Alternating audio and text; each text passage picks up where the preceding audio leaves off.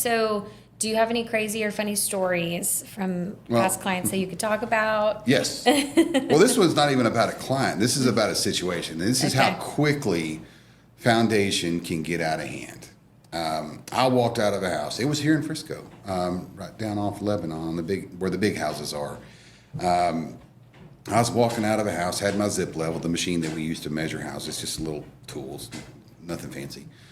And a guy pulls up and he says, so you do foundation repair, huh? I go, yeah. He goes, you should have got that house down on the corner. They spent $100,000 on that house.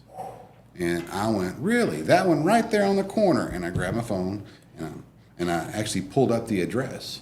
And I said, I did do it. Here's the drawing. It was only $8,600. And I remember that story. How did it go from $8,600, which is what was done, to $100,000? I don't know. But, you take $8,600 and then they spent nearly $10,000 on that house. Well, yeah, that's true. And then they had to paint the house. They had to redo the landscape. They had to do some work to it. And all of a sudden it becomes a $20,000. And as that story passes, it gets bigger and bigger and bigger till somebody that lives in the neighborhood thought it was a $100,000 repair when it was only an $8,600 repair. Wow. And that is a true story where they actually said $100,000.